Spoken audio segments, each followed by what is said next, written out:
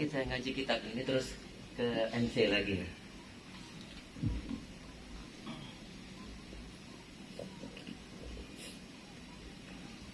Kan ada pepatah mengatakan tak cinta maka tak kenal maka tak sayang. Kita mengenal Rasulullah dulu dari fisiknya dulu.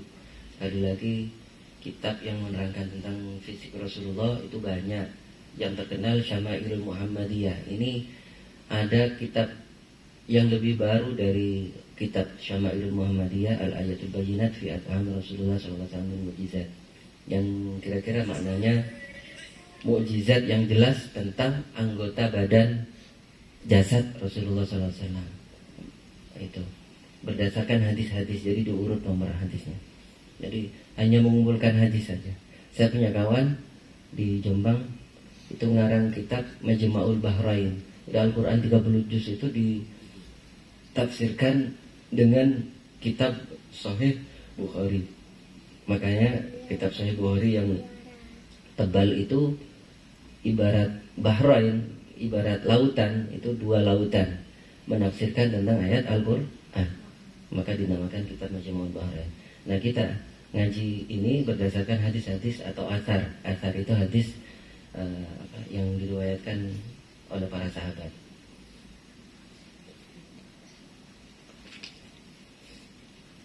Sampai kepada hadis nomor 81, mukjizat pada pendengaran Rasulullah SAW.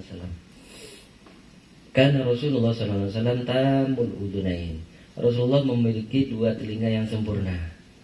Telinga itu keliru cetakan sedikit, itu tidak cantik, tidak indah. Ininya ini, lakukannya agak mencong sedikit, mirip kambing. Agak mencong sedikit, kayak sapi. Tapi coba telingain manusia itu, indahnya luar biasa. Ya. Dan yang paling indah adalah telinga Rasulullah SAW yang sempurna. Dan Rasulullah SAW yang hadis riwayat Aisyah, yaj'alu sya'rahu wa da'ira arba'i yukhrijul udhunan yumna min baini. Ini sunnah Rasulullah juga, bagaimana kita memberlakukan badan fisik kita, terutama rambut para bapak-bapak. Beliau membuat rambut di kedua sisi kepalanya menjadi 4 ikatan. Kalau nyisir itu ya dibuat gimana ya, saya gambar. Ya, ada tengah, belah tengah, terus belah samping ini sininya. Ya. Artinya apa? Kebiasaan pada zaman itu rambut agak panjang tapi ikal. Rambut Nabi itu digambarkan tidak lurus tapi juga tidak keriting, antara keduanya agak bergelombang sedikit. Maka kelihatan bagusnya ketika agak panjang. Saya pernah rambut agak panjang tuh, ganteng saya waktu itu.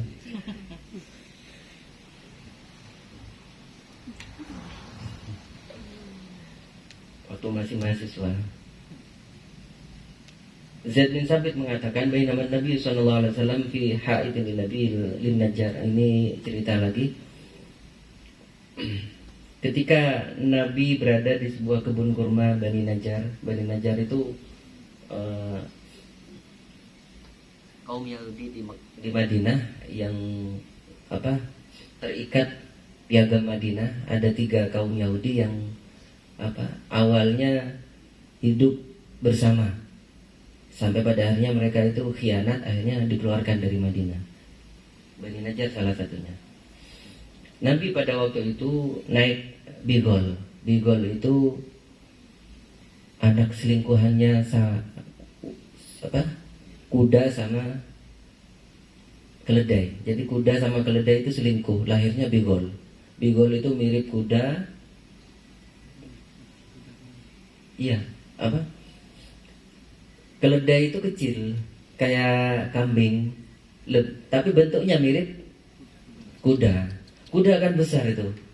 Dari saking besarnya, tingginya dia itu hampir setara dengan tingginya manusia.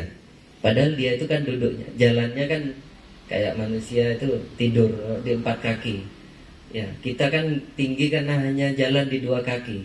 Seandainya kuda itu berdiri jalan di 2 kaki, dia tinggi kan kadang kuda kan gini.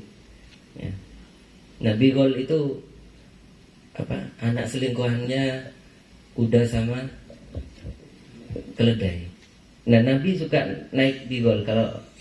Kalau kira-kira kalau bigol itu di zaman sekarang kayak sepeda listrik gitu, kayak punyanya Pak Halim, kecil, tapi cukup untuk boncengan. Ya. Nah, kemudian ada beberapa orang datang bersama, jalan bersama, sama-sama naik bigol. Ya. Tahu-tahu bigol yang dikendarai Nabi itu berhenti mendadak, ngerem, ya, ngejit gitu, sehingga hampir-hampir menjatuhkan beliau. Ya. Nah, kemudian bigol itu berhenti mendadak dan ternyata di depannya itu ada sekitar 4 atau 5 kuburan. Ya. Lantas Nabi bertanya, siapa yang tahu kuburan ini? Siapa yang tahu kuburan ini? Kemudian ada seseorang menjawab, sahabat Nabi menjawab, saya ya Rasul. Nabi lantas bertanya lagi, kapan mereka meninggal? Dijelaskan oleh orang itu, mereka begini-begini, mereka mati dalam kondisi musyrik. Ya. Nah, lantas Nabi bersabda, ini yang saya terangkan tentang bagaimana pendengaran Nabi, ya, pendengaran Nabi yang begitu tajam. Sampai dengan sekarang ada manusia yang mendapatkan keistimewaan dengan pendengaran, ada yang mendapatkan keistimewaan dengan penglihatan. Jadi nggak perlu video call, nggak perlu live streaming, nggak perlu headset Bluetooth, dia dikirim suaranya. Saya punya guru spiritual kayak gitu, dia dikirim suaranya lewat telinga. Ini telinga saya, kuping saya ngomong begini, gitu kata beliau. Saya yakin benar, karena dari kecil biasanya kalau gitu. Nah, sabda Rasul, sesungguhnya umat dia ini, ahli kubur ini mendapatkan siksa kubur. Nah, ini kata kuncinya. Seandainya kalian tidak bakalan mati dan dikubur juga, bilang sama para sahabat, niscaya aku minta kepada Allah agar memperdengarkan suara siksa kubur kepada kalian, seperti yang aku dengar. Apa artinya? Apa artinya ini? Pendengaran Rasul sangat tajam. Ya. Dan ini sebenarnya nikmat bagi kita, berat bagi mereka yang mendapatkan kelebihan seperti ini. Paham? Terutama yang paling berat, harisun alaikum bil mu'minina raufur, Nabi kita, Nabi Muhammad SAW. Bayangkan, saya kok paling berat itu membayangkan ketika Nabi kita itu gak kerasan di surga, pengen segera pulang karena tidak ingin umatnya itu tidak ingin masuk surga. Betapa nikmatnya di surga. Itu Nabi yang keinget bukan kebahagiaan diri sendirinya. Ketika Mi'raj itu ya, ketika Mi'raj. Dan ketika turun ke dunia, beliau masih bisa mengakses, melihat surga. Dan beliau pendengarannya sangat tajam, bisa mendengar siksa kubur ini. Dan ini sangat tidak mustahil terjadi. Bahkan sampai dengan sekarang, sekali lagi, ada beberapa orang khusus yang dikaruniai seperti ini. Karena memang ulama warasatul anbiya. Habaib itu penerus Rasulullah dari sisi nasab. Ulama penerus Rasulullah dari sisi sabab, ilmu. Ya. Dan ini sekali lagi tidak akan berpisah seilah yaumil qiyamah. Ya, kebersamaan ini yang membuat stabilnya dunia ini. Nggak ada ulama, nggak ada habaib, selesai dunia ini sudah. Ya, hatam langsung kiamat. Jadi berat betul orang yang nanggung kelebihan kayak gitu. Pengen nggak punya kelebihan kayak gitu? Enak kan, nggak perlu beli Bluetooth, headset Bluetooth. Nah, nggak perlu beli CCTV. Ada guru saya tuh Habib. Anak Ustadz cerita ke saya, dan saya yakin benar. Melihat orang itu, ini nih kayak gini nih, ini kelihatan. Jadi kayak ada CCTV-nya itu. Dan tidak nampak, nggak perlu beli CCTV. Kan ada CCTV yang lampu sekarang itu. Ya, nggak perlu kayak gitu. Sudah, sekarang zaman teknologi, jangan tidak percaya, kafir kita. Masa kalah sama HP, masa kalah sama CCTV. CCTV saja bilang rekam jejaknya itu tidak bakalan hilang. Rekam jejak digital kita. Ya.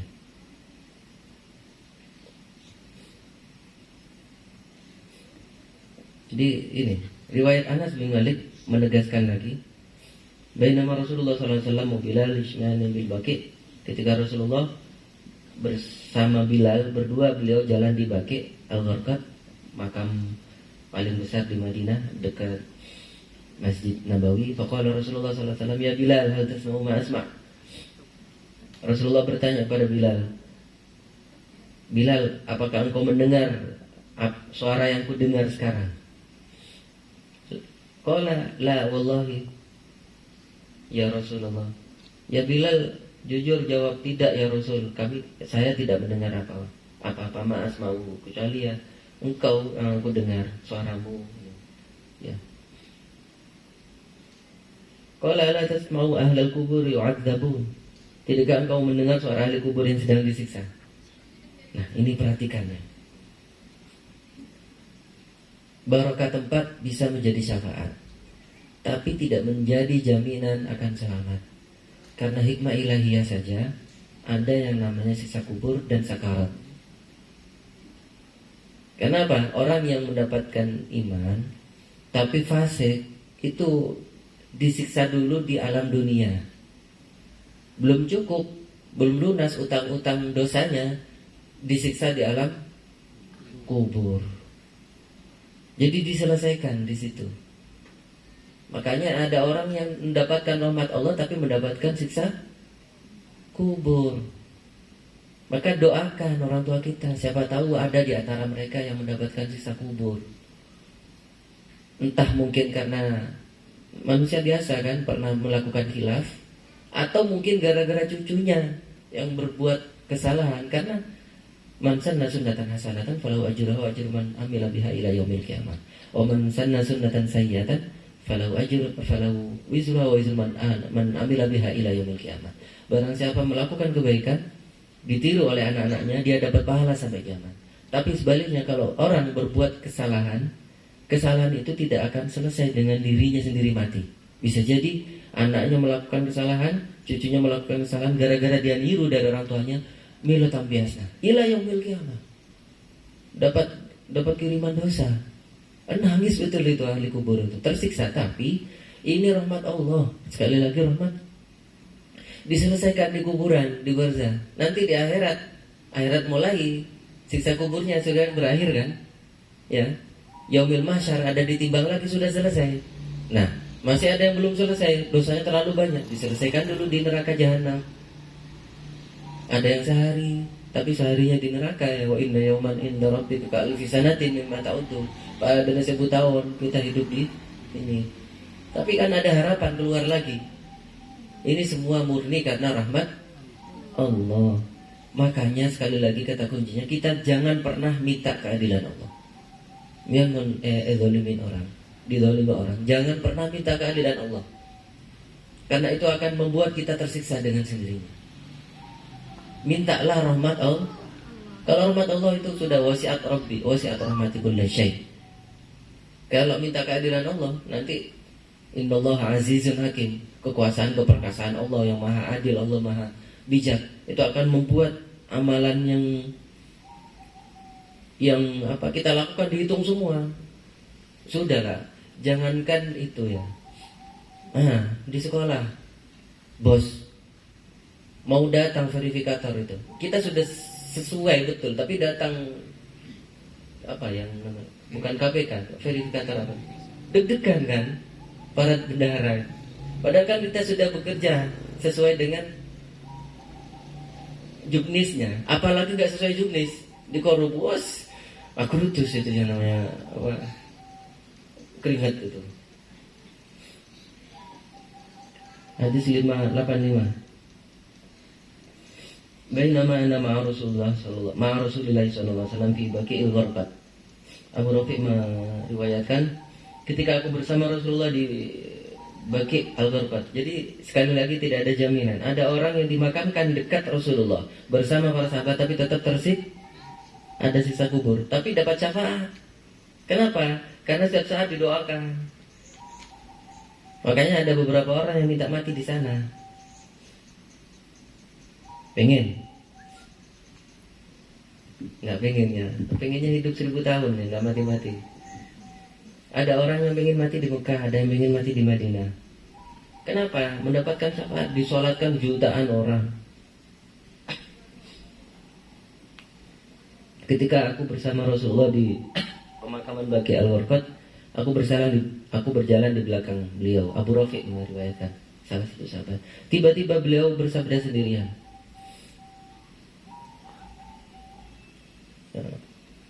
Berkata sendiri ya. Lastu iyyaka urid walakin urid sahibul fadl.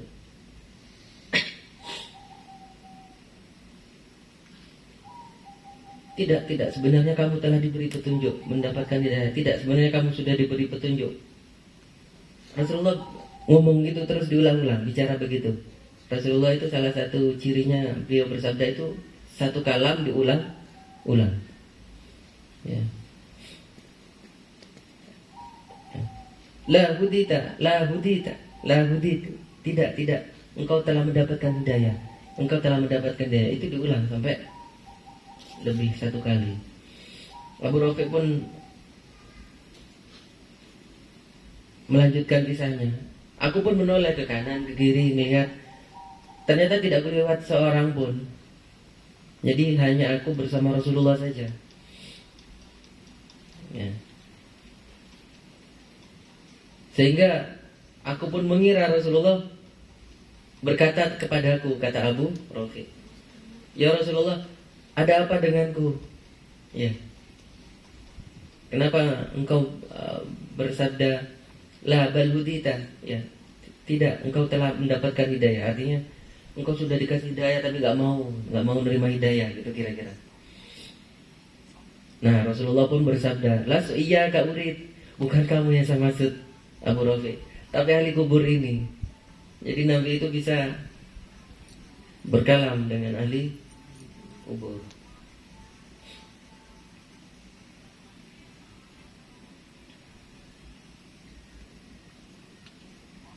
Jadi bukan engkau Abu Rafiq yang aku maksud, melainkan aku maksud berbicara kepada Sahibul Qabr, kepada ahli kubur ini yang baru meninggal ini.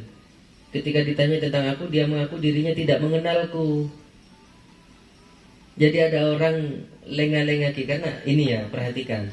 Ketika orang meninggal kan lazim di kita kan ditalkini, ya. Talqin yang tidak banyak orang dibacakan, bahkan tidak banyak mengerti. Itu kan yang standar-standarnya saja kan man rabbuka wa man nabiyuka dan seterusnya. Tapi ada talqin yang istimewa menurut saya. Dan ini ditanya betul oleh Munkar Nakir. Bagaimana pendapatmu tentang laki-laki ini? Faham maksud saya? Bagaimana pendapatmu tentang Muhammad bin Abdullah? Itu pertanyaan standar Munkar dan Nakir. Ya. Jadi si ahli kubur itu ngaku tidak kenal. Dengan tidak kenal kira-kira berarti meninggal sebelum Rasulullah diutus. Paham maksudnya ya? Akhirnya Nabi itu ya bilang, enggak, kamu sudah kenal. Ya.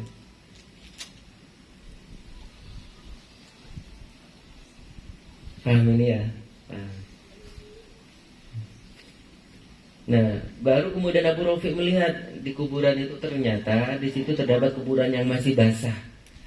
Baru saja disirami air saat pemiliknya baru dikuburkan. Biasa kan kalau dimakamkan, ini tradisi yang sunnah yang sekarang ditinggalkan di Mekah sana, di Madinah. Sana tuh nggak ada basah-basahan, nggak ada siram-siraman gitu.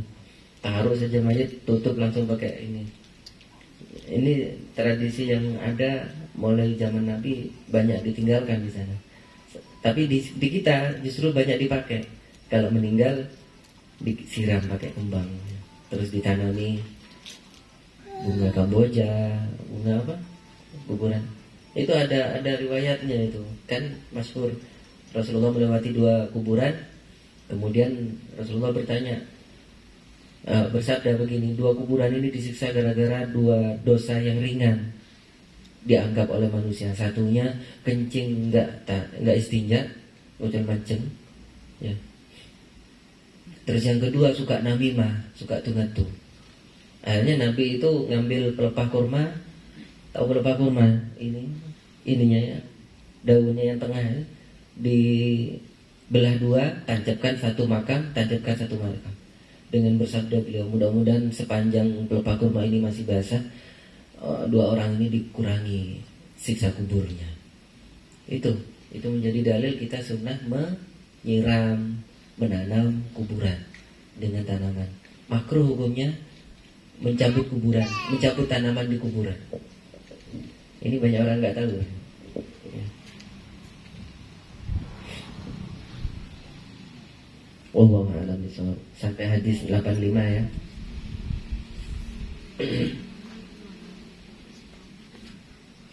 Berikutnya insyaallah tentang mukjizat suara Rasulullah. Suaranya itu mukjizat. Ya. Masih kuat? Pak Gufur. Kuat. Ayo. Kita sampai pada ini MC lagi ya. Tahu nggak MC? Sudah saya terangkan kemarin. MC benih MC. Matematika cinta. Enggak, ini bukan ngada-ngada. Karena cinta Allah ke Rasulullah ngefull, cinta Rasulullah kepada Allah ngefull, ya. Cinta Rasulullah kepada umatnya ngefull. Nah, cinta umatnya kepada Rasulullah ini masih dipertanyakan. Karena gini, dalam ilmu matematika, kalau sudah pembagian kayak memori sajalah. Memori 1 giga, 2 giga. 2 giga, 4 giga. 4 giga, 8 giga. Apakah 4 giga itu persis kita bisa pakai penuh? Yang sudah tahu tentang memori? Enggak, paling 3,8 giga. Ya kan Pak Gufur? Ada bed sektornya. Sama. Kalau sudah ke bawah, ke sini, ke akhir zaman, itu semakin berkurang, tapi jumlah kuantitasnya semakin banyak. Ya. Makanya angka desimal itu mengenal 2 cara. Cara biner, cara 1 per, ada cara 0, ini intinya di sini. Makanya 100% itu sebenarnya 1 per 1 atau 100 per, ngerti gak? Ngefull itu ya 0 ini. Kalau bicara makhluk pasti 0. Kita tidak ada apa-apanya kalau tidak ada Khalik. Wallahu khalaqakum wa ma ta'malun. Dalilnya di surat Al-A'raf. Allah yang menciptakan kita secara jisim, secara keadaan. Dan bahkan apa yang kita lakukan saja Allah yang menciptakan. Betul. Dalilnya Al-Quran. Wallahu khalaqakum. Allah yang menciptakan kalian. Wa ma ta'malun. Dan Allah pula yang menciptakan apa yang kalian lakukan. Paham? Paham dah sampai di sini? Maka di sini ini harus kita sempurnakan cinta kita kepada Allah, kepada Rasulullah, dan kepada sesama khairun nas anfa'uhum. Ini kata kuncinya. Maka zirukan segala sesuatu yang tentang makhluk. Ini ilmu ikhlas. Tahu zero? 0,0. Dari 0 Pak ya, kalau ke Pertamina itu. Paham ini ya? Mau berapapun angka ketika dimulai dari angka 1, pasti sudah 100%. Ngerti enggak? Ini bab cinta. Tapi kalau dibagi, kalau berbagi, lagi-lagi kalau berbagi setengah hati, 1/2, seperempat hati, istrinya 4. Terang saja saya. Masalahnya ada berapa? Ini ekuivalen ya, ini 100%.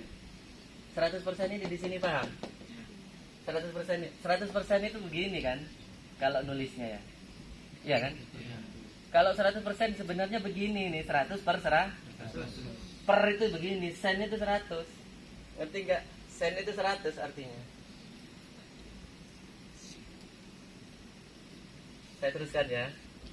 Ini kalau orang ngundang masalah, awalnya bagus, masalah itu tidak ada masalah. Karena 0 per 0 itu sama dengan 1 tetap. Tapi janganlah, terlalu ekstrim saya kalau 0,0 itu. Ini. Setengah ini berapa? 0,5. Orangnya setengah hati pasti mengundang 5 masalah. Orang yang seperempat hatinya dibagi-bagi menjadi mengundang 25 masalah. Gampangannya semakin banyak, semakin pecah. Splitter itu paling tidak enak loh. Meskipun ada manfaatnya. Hard disk 1 tera, biar manfaatnya lebih maksimal, dibuat 2 partisi. Split namanya. Splitter. Paham ini ya? Teknologi itu sudah menyatakan bahwa ini nyata. Maka sekali lagi jangan main-main. Jangan apa ya, di surat Al-Ahzab itu ma ja'alallahu li rajulin fi qalbayni fi jawfi. Allah tidak ciptakan dalam satu rongga dada manusia itu 2 hati. Pasti hanya satu. Fisiknya jantung. Non fisiknya hati yang berubah-ubah tapi tetap teratur. Ya. Makanya yang muqallibal qulub tsabbit qalbi ala dinik. Rasulullah pun berdoa, ya muqallibul, wahai Allah yang membolak-balikkan hati, tsabbit qalbi ala dinik. Saya sebenarnya pengen merangkan lebih lanjut ini ya, cuma saya khawatir kalau pelajaran matematika malam-malam itu bikin ngantuk. Insyaallah tak ngantuk membahas ini kira-kira. Tak ngantuk dulu. Pamer. Termasuk begini ya, bagaimana cara mengundang rezeki. Itu kalau ngerti ilmunya begini, tinggal ngambil itu. Karena gini, annahu aghna wa aghna. Allah yang maha mengkayakan dan Allah yang maha mencukupkan. Dan waqada ajalun musamma itu ya, ajal itu selevel dengan rezeki total. Sebagaimana hayat itu selevel dengan maut. Tabarakalladzi biyadihil mulku wa huwa ala kulli syai'in qadir alladzi khalaqal mauta wal hayata. Itu selevel. Allah menciptakan kematian, Allah menciptakan kehidupan. Kehidupan makhluk ya, kehidupan kita. Kalau orang ngerti ini, orang tidak akan pernah mengaku sebagai lebih dari kapasitasnya pengakuannya.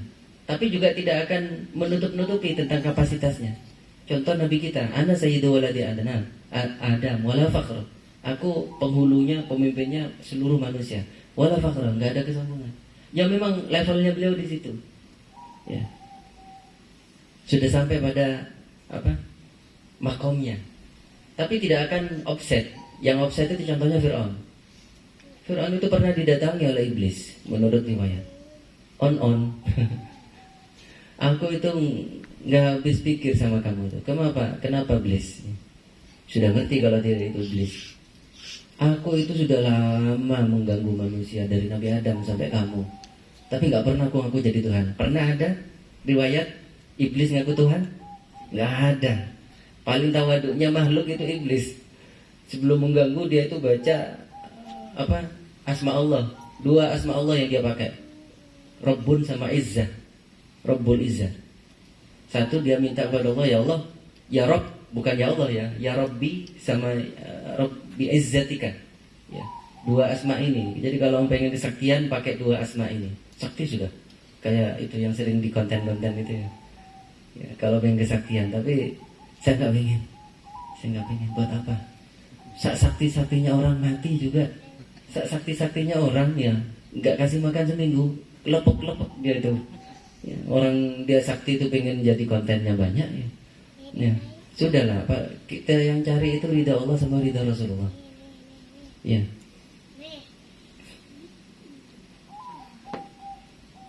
Ada pertanyaan?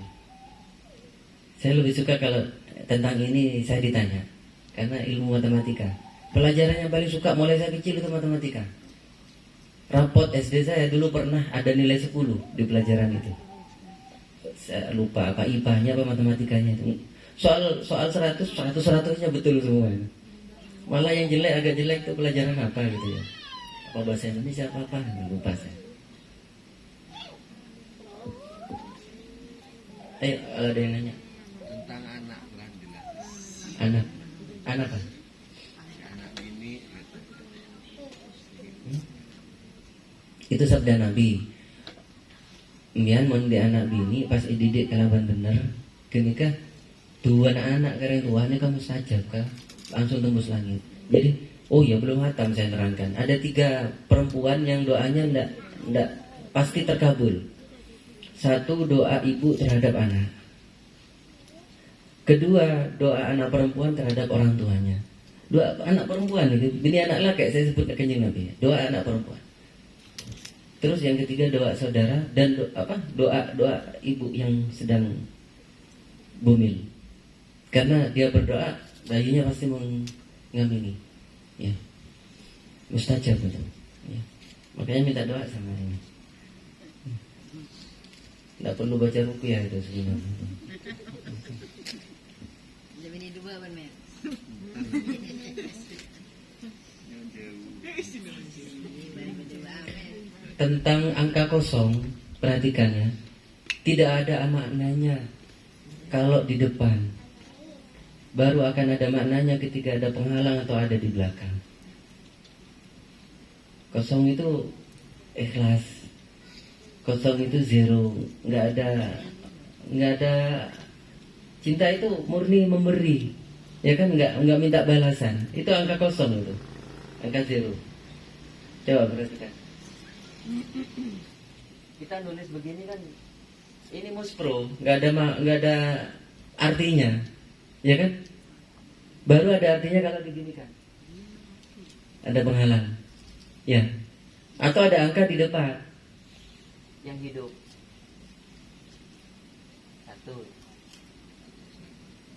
105, kasih 0 yang banyak di belakang. Bisa ngajar utang Pak Amel 105 juta. Tapi ketika nolnya ada di depan, nggak ada masalah, nggak ada artinya. Ngerti? Tapi di depan sudah di depan, songsang nyulet, ala kok, keng, keleronian. Itu makanya akan fatal betul. Tak kasih contoh, orang yang ngejar dunia tapi nggak ngejar akhirat, itu 0-0.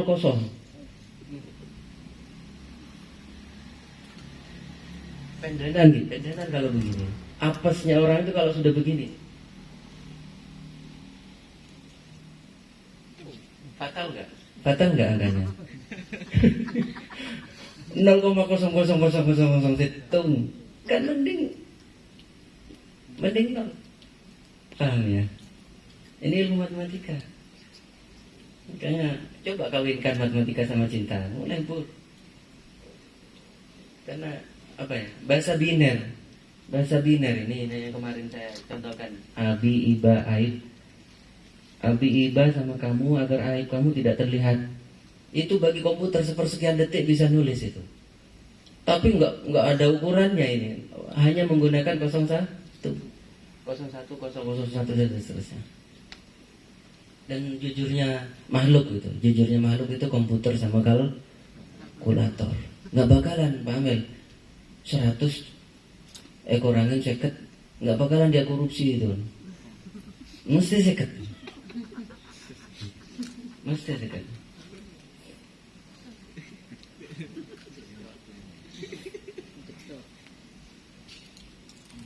Cukup ya, lihat nah ini terkait dengan angka 1 dan angka, kalau saya pernah prasangkan berarti mengambil biar tidak ada penghalang untuk menunjukkan bahwa kita ke titik 1 dengan kasih apa.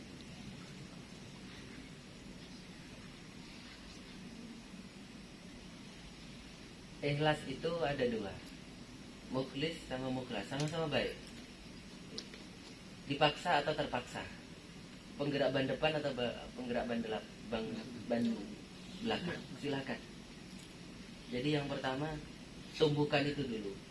Ini, tumbuhkan keikhlasan dulu, baik dipaksa maupun terpaksa.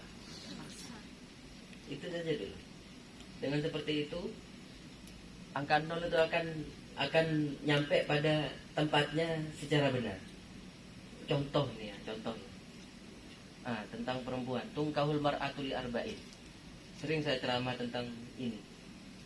Wanita itu dinikahi karena 4 motivasi. Sabda Rasul. 1 karena agamanya. agama nomor 4, tapi tidak apa-apa sudah. Tidak apa-apa, nomor agamanya. Terus nomor 1-nya apa? Tungkahul mar'atul arba'in. Cantik. Maliha nomor 1 karena soki. Jadi nikahi istri karena dia punya potensi soki. Lebih perjuangan maksudnya. Iya betul.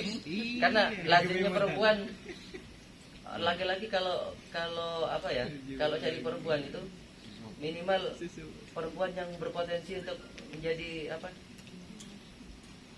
kaya. Jadi nomor 1 kaya, harta ya. Nomor 2 karena keturunan, nasab.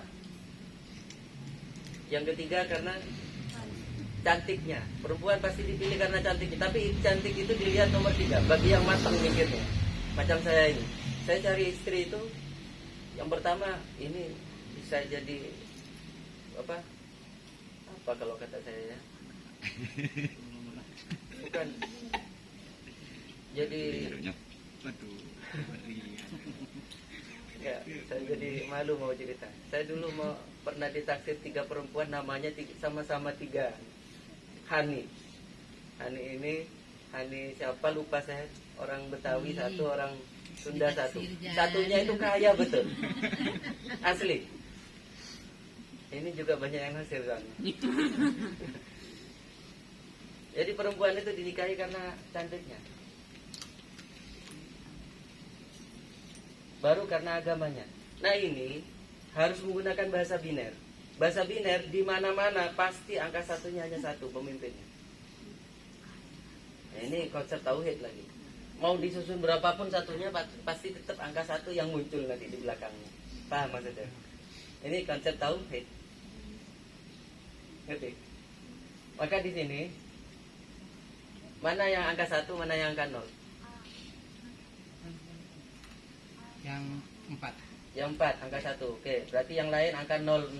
Iya. Maka rugi orang kalau milih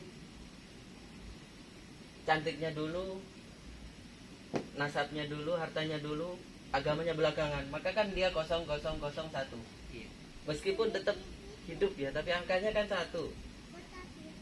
Karena dia nggak ngamalkan sabda Nabi, far bidatid. Pilih faktor agamanya dulu, ya kan? Banyak yang nggak memilih ini. Saya alhamdulillah memilih yang ini, taruh di depan dulu. Norok lah. Cantik ya pasti perempuan lah. Saya standar, makanya saya nggak target terus terang. Saya nggak target cantiknya model kayak Fetty Vera apa siapa yang cantik itu, kayak Desi Ratnasari atau siapa lah. Saya yang penting dia itu perempuan yang solihah, meskipun giginya nggak solihah. Karena ini 0-nya yang belakang, baru 0-nya yang kedua nasab dan harta. Ngikuti, maka angkanya 1000. Kalau agamanya ditaruh di belakang, pinduan lah. Misalkan ada yang memilih begini, ya dapat nilai 100. Ada orang yang milih begini, dapat nilai 10. Ada yang menilai 001, ya nggak apa-apa lah, pendenan gitu. Tapi yang apes itu yang nggak milih agamanya, ada. Terus terang ada. Ada kawan saya itu, kawan kuliah, nggak memperhatikan ini, dia keluar bahkan dari ini. Karena agama itu jangan dibuat mainan. Ya kan? Nabi kita, sekali lagi saya terangkan, Nabi kita itu sempurna mencontohkan tentang perkawinan. Sampai-sampai beliau dipaksa oleh takdir ya, dalam tanda kutip ya, untuk menikahi non muslim. Tahu nggak? Sofia itu salah satu istri Nabi yang non muslim, nggak Islam. Makanya jangan didebat hukum kawin beda agama. Kita bukan kelasnya Rasulullah. Kok kenoro. Enggak kuat. Ngerti ya? Oke. Alhamdulillah.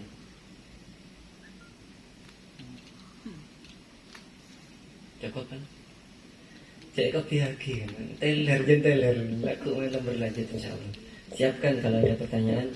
Tapi saya acak sesuai dengan ilham yang masuk. Mungkin enaknya ngaji kitab ini. Kadang saya berat membawa kitab ini misalkan karena memang apa ya? Datang tiba-tiba, pergi tanpa pamitan, kadang begitu itu. Ya, kalau nggak ada lagi pertanyaan kita tutup dengan kafarah majelis. Ya, saya harapkan bantu saya untuk membuat kontennya lebih baik lagi. Ya, salah satunya dengan membuat pertanyaan yang membangun. Oke, nggak mungkin saya akan ngobrol sendiri. Ya meskipun bisa jadi, tapi chemistry-nya nggak ada. Kimia atau saadahnya nggak ada ketika karena ada mubalik bicara sendiri ya, single ya, kameramen di depan ngomong begini, itu kan kayak khutbah Jumat monolog, lebih hidup kalau begini ya. Baik, kita tutup dengan kafarah majelis. Subhanakallahumma wa bihamdika asyhadu an la ilaha illa anta astaghfiruka wa atubu ilaik. Assalamualaikum warahmatullahi wabarakatuh.